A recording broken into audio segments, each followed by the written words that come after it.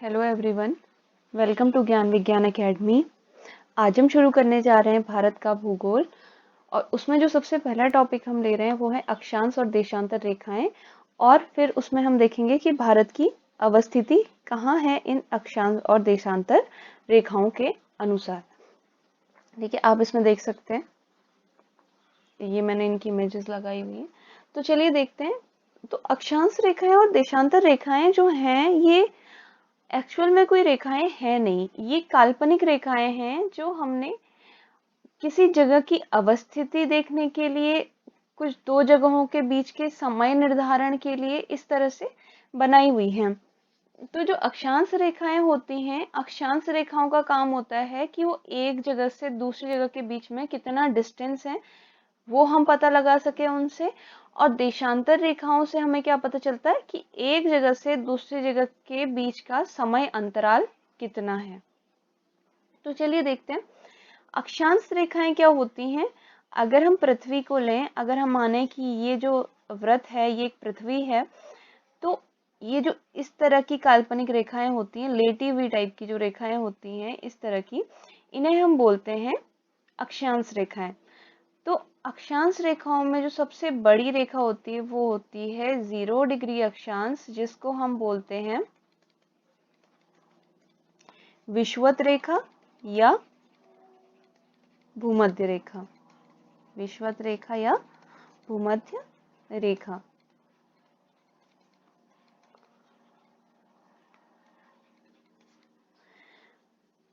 अब इस विषुवत रेखा से ऊपर अगर हम जाएं तो यहाँ क्या होती है, यहाँ 90 काल्पनिक रेखाएं इस तरह से बनी हुई हैं। और इसी तरह से अगर हम नीचे जाएं यानी दक्षिण में जाएं तो वहां भी क्या है कि इसी तरह की 90 काल्पनिक रेखाएं बनाई गई हैं। तो इनको बोलते हैं हम, ये जो ऊपर वाला पोर्शन है, मतलब ये 0 डिग्री के ऊपर वाला जो गोलार्ध है, इसको बोलते हैं उत्तरी गोलार्ध।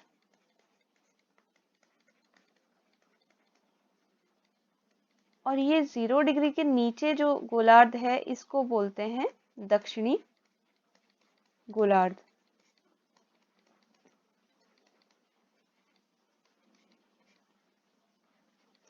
और इनके बीच में जो जैसे ये अगर मैं मान लूं कि 0 डिग्री है, फिर 1 डिग्री, क्योंकि यहाँ पे तो हम बना नहीं सकते 90 टोटल रेखाएं, तो मान लेते हैं अगर ये 1 डिग्री है, ये 2 डिग्री है, इस तरह से। तो ये जो 0 डिग्री और 1 डिग्री के बीच की जो डिस्टेंस होती है वो लगभग 110 या 11 किलोमीटर के आसपास होती है। ठीक है, तो टोटल 90 रेखाएं हैं। तो ये सबसे ऊपर वाली रेखा, इसको हम बोलेंगे 90 डिग्री नॉर्थ या उत्तरी अक्षांश। और ये जो सबसे नीचे वाली रेखा है इसको हम बोलेंगे 90 डिग्री दक्षिणी अक्षांश, 90 डिग्री साउथ। अब हम देखते हैं, ये तो हो गया अक्षांश रेखाएं। तो टोटल कितनी अक्षांश रेखाएं हो गई, 90 ऊपर 90 नीचे, यानी कि 180 टोटल अक्षांश रेखाएं होती हैं। अब अगर हम विषुवत रेखा को मिला दें तो हम बोलेंगे 181 होती हैं, बट नॉर्मली जो हम यूज करते हैं, जो हम बोलते हैं, हम यही बोलते हैं कि अक्षांश रेखाएं जो टोटल होती हैं वो 180 होती हैं। कुछ मेन अक्षांश रेखाएं हमारे पास होती हैं, वो हम देख लेते हैं यहाँ पे। इसको मैं थोड़ा इरेज कर देती हूँ। तो देखिए, ये तो 0 डिग्री हो गया। यहाँ पे इससे ऊपर यहाँ पे 23.5 डिग्री उत्तर में जो रेखा होती है इसको हम बोलते हैं कर्क रेखा। 23.5 डिग्री दक्षिण में जो रेखा होती है उसको बोलते हैं मकर रेखा।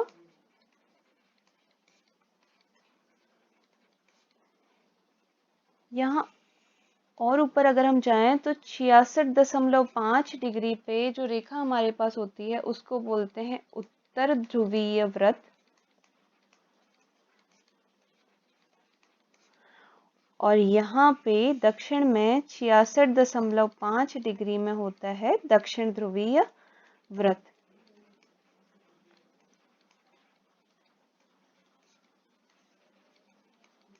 ठीक है, अब देखिए इसको क्या बोलते हैं, 23.5 डिग्री हो गई हमारे ट्रॉपिक ऑफ कैंसर, ये हो गई ट्रॉपिक ऑफ कैप्रिकन, ये आर्कटिक सर्कल और ये अंटार्कटिक सर्कल।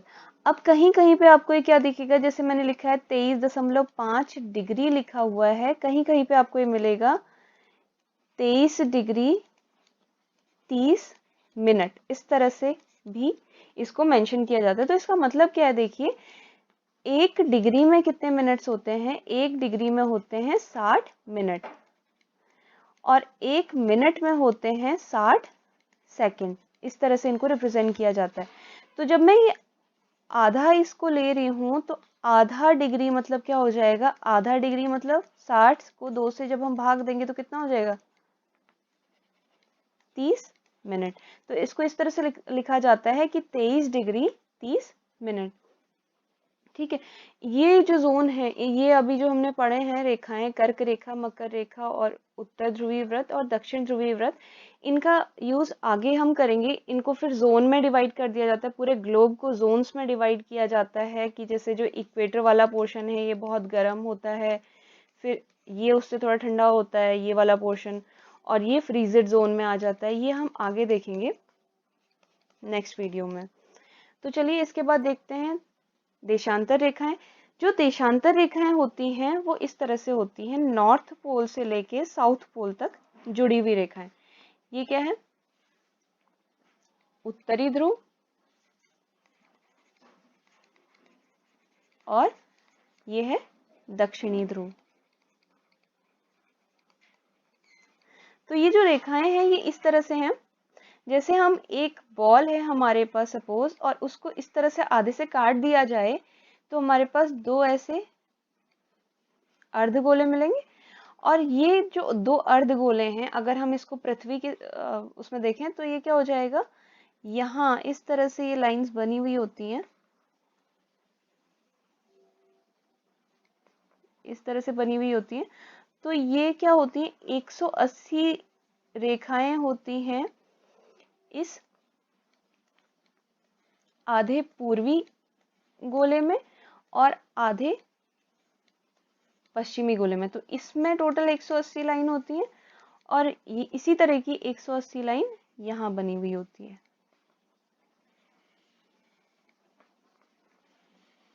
इस तरह से। तो कुल मिला के कितनी होती है, 360। तो हमारे पास जो कुल देशांतर रेखाएं होती हैं वो होती हैं 360। अब ये जो ये 0 डिग्री है, ये 0 डिग्री को हम बोलते हैं प्राइम मेरिडियन।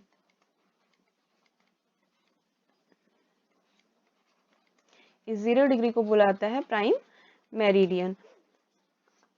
अब देखिए ये जो रेखाएं हैं, मैंने पहले बताया कि जो देशांतर रेखाएं क्या करती हैं, समय निर्धारण का कार्य करती हैं। अब कोई भी गोलाकार वस्तु है, ठीक है, तो ये जो इसका सेंट्रल एंगल होता है, जो इसका ये वाला एंगल होता है, ये टोटल कितना होता है, 360 डिग्री होता है। पूरा जो कोण होता है एक, वो 360 डिग्री होता है, 360 डिग्री होता है।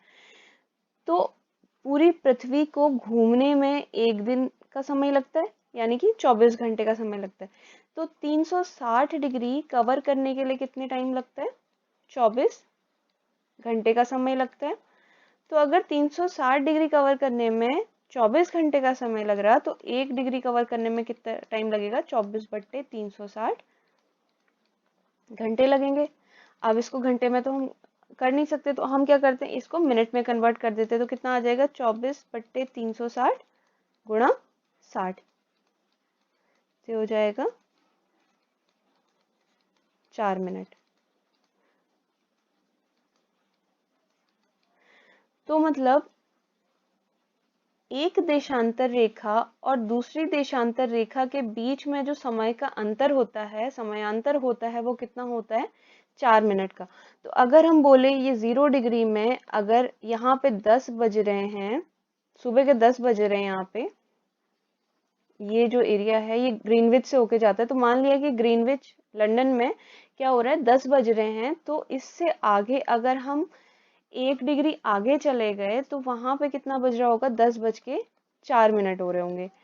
और इसी तरीके से अगर हम क्या करें, इससे पीछे आ जाएं, क्योंकि ये क्या है, पूर्वी भाग है और ये पश्चिमी भाग है।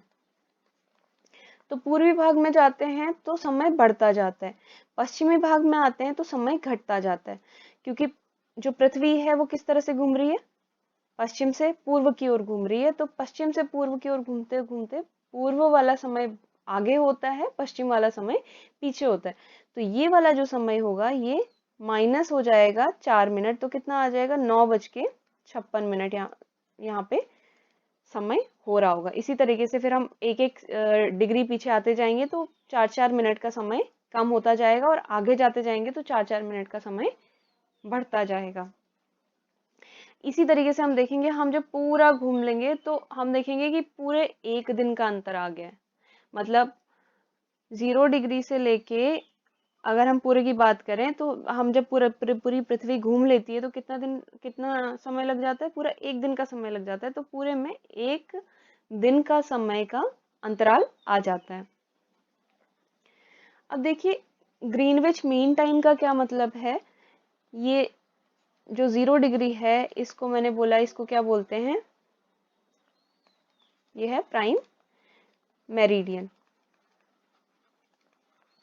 तो यहाँ से समय निर्धारण कर दिया गया कि ये मान लिया गया कि लंदन के ग्रीनविच से होकर गुजर रही है, तो ये मान लिया गया कि ग्रीनविच के अकॉर्डिंग ही हम क्या करेंगे, बाकी जगहों के टाइम को भी डिसाइड करेंगे, बाकी जगहों के समय का भी निर्धारण करेंगे। तो ग्रीनविच मीन टाइम के अकॉर्डिंग ही क्या किया जाता है, और जगहों का समय निर्धारण भी किया जाता है। मतलब कि ये ग्रीनविच में, जैसे मैंने अभी आपको बताया कि 10 बज रहे हैं, तो इसके अकॉर्डिंग ही फिर आगे की, जो इसके आगे जो पूर्वी गोलार्ध है या जो पूर्वी भाग है उसमें हम समय निर्धारण कर देंगे, और इसका जो पश्चिमी भाग है उसमें समय निर्धारण कर दिया जाएगा। अब देखिए, भारत की अवस्थिति देखते हैं कि इसकी जो अक्षांश और देशांतर रेखाएं हैं वो कहाँ से कहाँ तक इसका फैलाव है। तो जो इसका दक्षिणतम भाग है वो क्या है, इंदिरा पॉइंट है यहाँ निकोबार आइलैंड पे। तो ये है 8 डिग्री 4 मिनट उत्तर। और यहाँ जो ये वाला भाग है, कश्मीर वाला भाग, जम्मू कश्मीर लद्दाख वाला जो भाग है, ये है 37.6 डिग्री 6 मिनट उत्तरी अक्षांश। और यहाँ अगर हम देखें तो ये आता है कितना, 68 डिग्री पूर्व, और ये है 97 डिग्री 25 मिनट पूर्व। ये इसका देशांतरी विस्तार है। ठीक है, ये तो अक्षांश और देशांतरी विस्तार की बात हो गई। अब अगर हम देखें कि भारत के एक छोर से लेके दूसरे छोर तक समय में कितना अंतर आ जाता है, क्योंकि देखिए एक बहुत बड़ा गैप है, इनके बीच में बहुत सारी क्या है, देशांतर रेखाएं हैं। तो अगर हम इसको माइनस करते हैं, देखिए ये कितना था, ये था 68.7 डिग्री 7 मिनट, और ये है 97 डिग्री 25 मिनट। तो अगर इसमें से इसको माइनस कर देंगे तो कितना आ जाएगा,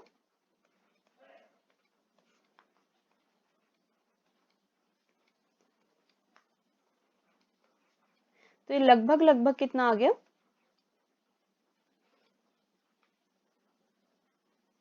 30 डिग्री हम इसको मान लेते हैं। तो हमने बोला है कि 1 डिग्री में कितने मिनट होते हैं, 4 मिनट होते हैं। तो अगर 30 डिग्री की बात करें तो 30 डिग्री में कितने हो जाएंगे, 30 × 4 यानी कि 120 मिनट। 120 मिनट का मतलब 2 घंटे का टाइम। तो मतलब ये गुजरात के इस छोर से लेके अरुणाचल के इस छोर तक जो समयांतराल हो जाता है वो कितना हो जाता है, 2 घंटे का हो जाता है। एक ही देश के अंदर अगर दो अलग अलग समय हुए तो क्या होगा कि एक मानक तो कुछ समय है नहीं, तो बहुत ज्यादा अंतर आ जाएगा। इसी को देखते हुए क्या निर्धारित किया गया कि एक देशांतर रेखा जो है 82.5 डिग्री पूर्व, इसको क्या मान लिया गया, इसको भारतीय मानक समय मान लिया गया। यानी कि ये बोल दिया गया कि इस जगह पे जितना समय होगा वही पूरे भारत का समय होगा। यहाँ पे सपोज अभी बज रहे हैं, मान लेते हैं कि अभी यहाँ पे 5 बज रहे हैं शाम के, तो ये माना जाएगा कि गुजरात में भी 5 बज रहे हैं और अरुणाचल में भी 5 बज रहे हैं। ये जो रेखा है ये पूरे भारत का मानक समय निर्धारित करती है। आई होप आपको समझ आ गया होगा यहाँ तक कि कैसे अक्षांश और देशांतर रेखाओं का निर्धारण होता है, कैसे कहाँ से कहाँ तक इंडिया की या भारत की अवस्थिति है, और कहाँ किस तरह से हम मानक समय को निर्धारित करते हैं। मिलते हैं नेक्स्ट वीडियो में। Thank you.